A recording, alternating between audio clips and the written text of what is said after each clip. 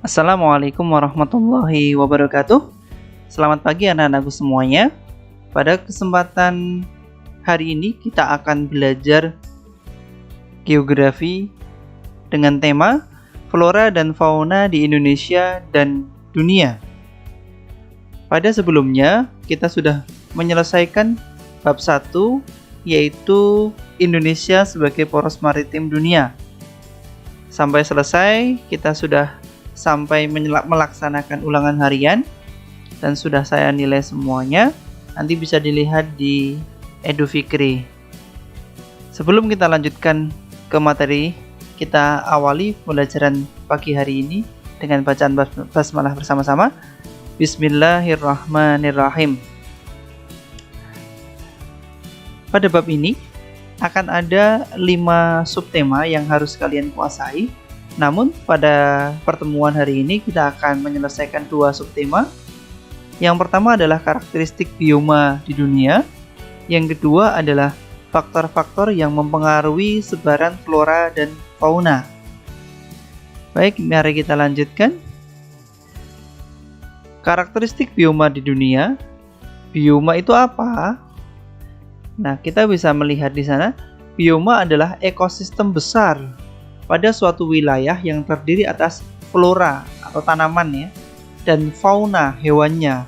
Fauna itu yang ada di sana, kalau dalam bioma ini fauna yang khas ya, yang mempunyai karakteristik seperti dengan vegetasi utama serta mempengaruhi kondisi iklim pada wilayah tersebut. Bioma ini di bumi ada 7 macam bioma pembagiannya. Nanti kita akan pelajari satu persatu sampai selesai, nanti bisa lanjut ke faktor-faktornya. Yang pertama, kita akan bicara tentang bioma tundra. Oke, bioma tundra adalah kawasan yang berada di sekitar kutub utara dan sebagian di selatan. Kalau kutub utara daerah dingin ya, selatan itu es semua ya. Nah, pada bioma tundra tidak ditemukan pepohonan besar ya.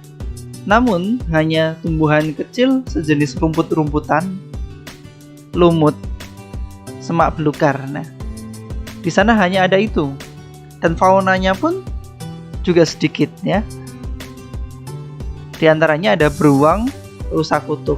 Kalau di belahan bumi selatan ada penguin. Nah, itu bioma tundra. Adapun ciri-cirinya bisa dilihat di situ. Yang pertama adalah hampir di setiap wilayah tertutup oleh salju dan es. Jadi bayangkan kalau tertutup salju dan es, bagaimana tanaman bisa hidup? Ini akan sulit. Yang kedua, mempunyai musim dingin yang panjang dan gelap, serta musim panas yang panjang dan terang, karena gerak semu matahari yang sampai posisi 23,5 derajat bintang utara. Yang benar ini musim panasnya nggak terlalu panjang ya. Usia tumbuh tanaman sangat pendek, yaitu kisar 30-120 hari atau 4 bulan saja. Fauna yang terdapat pada bioma kebanyakan hewan yang memiliki bulu dan lapisan lemak yang tebal. Beruang kutub, rusa kutub, bulunya tebal-tebal. Nah, berdasarkan pembagian iklim, bioma tundra ini terdapat daerah beriklim es abadi dan iklim tundra. Daerahnya yang kalau misalnya kita lihat, ya rata-rata hamparannya berupa es. Nah, itu tundra, bisa dibayangkan ya.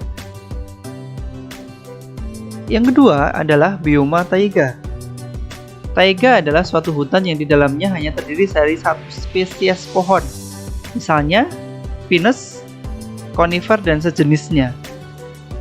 Hewan yang terdapat di daerah ini antara lain rubah, beruang, serigala, ayak, mus, dan burung-burung yang berimigrasi ke selatan musim gugur.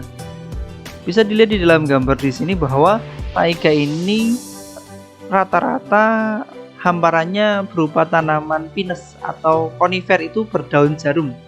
Berdaun jarum itu ya daunnya itu kecil-kecil panjang, banyak ya, pohon pinus. Nah, ciri-cirinya, suhu pada bioma taiga mencapai 90 derajat Fahrenheit atau lebih pada musim panas. Yang kedua, memiliki musim dingin yang berlangsung cukup panjang Dan daerah ini sangat basah karena penguapan rendah. Jadi airnya ada di dalam tanah dan karena penyinaran sedikit sehingga penguapannya rendah. Kelembabannya pun menjadi rendah. Yang ketiga, musim kemarau yang panas singkat. Yang keempat, jenis tumbuhan sangat sedikit. Ya. Ciri-ciri yang utama yang perlu kalian ingat adalah bioma taiga itu adalah tanamannya tanaman konifer. Konifer itu berdaun jarum. Oke ya, kita lanjutkan. Yang ketiga adalah bioma gurun. Nah, gurun atau padang pasir dalam istilah geografi merupakan suatu daerah yang menerima curah hujan tahunan sedikit, kurang dari 250 mm per tahun. Atau bisa dikatakan penguapannya itu lebih besar daripada curah hujan yang turun. Besar pasak daripada tiang ya. Bisa dibayangkan betapa kering daerah gurun itu. Nah, ciri-ciri lebih detail kita bisa melihat di situ. Yang pertama, memiliki curah hujan yang sangat rendah di bawah 250 mm per tahun. Yang kedua, evaporasi atau penguapan tinggi lebih cepat daripada presipitasi. Ya, sudah saya sampaikan tadi. Yang ketiga, memiliki perbedaan suhu yang sangat tinggi. Jadi kalau di sana itu siang hari bisa panas sekali, mencapai 45 derajat Celcius. Namun ketika malam hari bisa sangat dingin, sampai 0. Ya, maka tidak banyak yang bisa hidup di sana. Tanah pasir sangat tandus karena tidak dapat menampung air, kelembaban udara rendah, tidak ada air yang diuapkan ya, kelembaban udara rendah, dan tingkat deflasi atau pengikisan tanah tinggi. Nah, itu ciri-ciri dari bioma. Gambarnya seperti ini ya. Kita lanjutkan. Yang keempat, bioma stepa atau padang rumput. Ini bukit teletapisnya bagus. Bioma padang rumput merupakan ekosistem yang didominasi oleh vegetasi yang terdiri dari berbagai pohon jenis rumput dan tidak ada pohon dan semak-semak besar. Ini banyak jenis hewan kuda gitu, yang memang hidup di sana. Sapi ini gambarnya. Lebih jelas bisa dilihat di dalam ciri-cirinya, yaitu curah hujannya rendah mencapai 25-50 cm per tahun. Rendahnya tingkat porositas tanah. Jadi kalau ada hujan, airnya itu tidak mudah meresap ke dalam tanah, namun akan mengalir.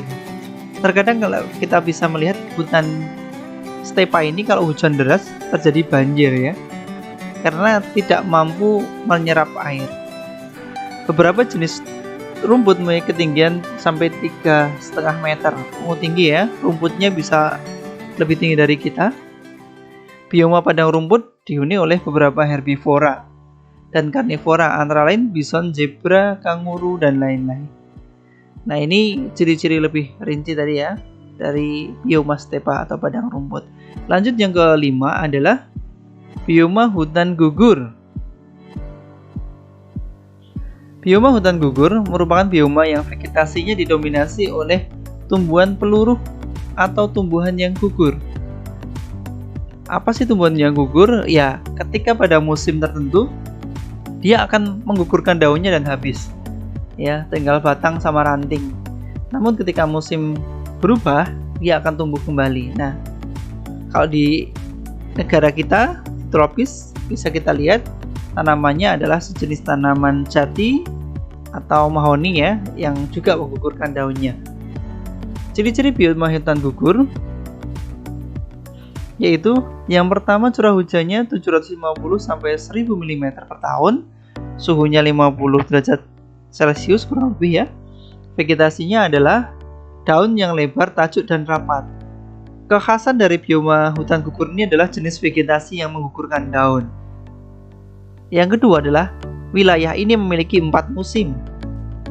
Ya, musim dingin, musim panas, musim gugur, musim semi. Nah, itu memiliki 4 musim. Yang terakhir, pertumbuhan vegetasi dipengaruhi oleh peredaran matahari. Nah, ini kaitannya dengan bioma hutan gugur. Kata kuncinya tadi adalah daunnya menggugurkan daun. Nah, ya, maksudnya pohonnya menggugurkan daun. Yang kedua, terdapat di 4 musim khas. Jenis tanamannya homogen, hampir sama, seragam. 6. Bioma hutan hujan tropis. Nah, ini di daerah kita di Indonesia banyak sekali. Hutan hujan tropis adalah bioma hutan yang selalu basah atau lembab. dan memiliki keanekaragaman tumbuhan yang sangat tinggi dan lebat. Bioma ini dapat ditemukan di sepanjang wilayah sekitar khatulistiwa 0 sampai 10 derajat lintang utara maupun lintang selatan. Ciri-cirinya adalah curah hujannya sangat tinggi ya, lebih dari 2000 mm per tahun ya. Hampir setiap tahun, tidak ada jeda ya. Ketika di hutan hujan itu musim kemarau biasanya akan terjadi hujan juga kalau di daerah hutan yang lebatnya yang alami. Yang kedua, memiliki pohon yang utama mempunyai ketinggian antara 20 sampai 40 meter, tinggi sekali. Cabang berdaun lebat dan lebar serta hijau sepanjang tahun, mendapat sinar matahari cukup, permukaan tanahnya lembab, suhu udara 25 sampai 26 derajat Celcius. Dan juga ciri-ciri yang penting perlu kalian pahami adalah jenis tanamannya heterogen, bermacam-macam. Ada lagi yang nggak tertulis di situ adalah di dalam hutan hujan tropis ini membentuk suatu iklim sendiri, ya, iklim di dalam hutan karena sinar matahari tidak dapat tembus ke dalam hutan, ya. Di dalam hutan itu bisa gelap, maka dia bisa membentuk iklim mikro di dalam hutan itu sendiri. Tanamannya apa? Biasanya ada tanaman lumut. Kita lanjut, yang ketujuh adalah bioma sabana. Terakhir, sabana adalah padang rumput yang diselingi oleh pepohonan seperti palem dan akasia. Kalian bayangkan aja di Afrika itu banyak sekali sabana. Di Indonesia ada nggak? Ada. Jawa Timur ya, ada. Itu ada sabana. Taman nasional juga itu. Nah,